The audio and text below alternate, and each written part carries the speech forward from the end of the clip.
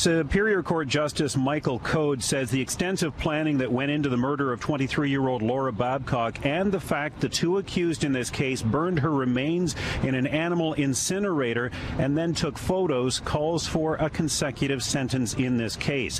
He called Dylan Millard profoundly amoral and dangerous. He said that Millard's co-accused, Mark Smich, was a willing participant in the planning and execution of the murder of Babcock, and he says that Smich was never reluctant. There was a reaction just a few minutes ago from family members here outside the courthouse.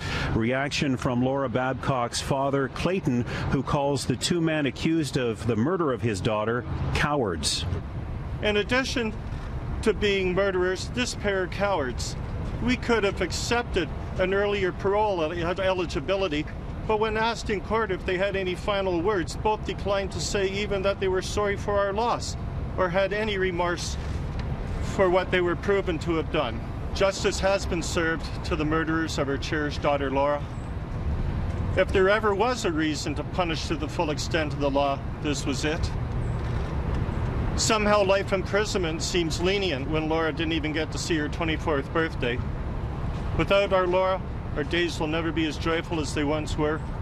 After almost 6 years, the pain is as great as ever. This does nothing to bring back their daughter, but hopefully the sentence will deter others, as Justice Code said, and obviously we feel that it was appropriate in these circumstances. Now, Millard and Smich will have to serve the 25-year life sentence for the murder of Laura Babcock back-to-back with their previous conviction and sentence given in the murder of the Tim Bosma case out of Ancaster. Justice Code also saying that given the horrific nature of this crime and the sentence is not unduly long or harsh, and this does mean that Millard and Smich will have to serve 50 years before being eligible for parole. Even with time served, both men will be in their late 70s when their mandatory sentences are complete. Millard still faces yet another third murder trial. It'll start next month. He's accused in the shooting death of his own father, the owner of Millard Air.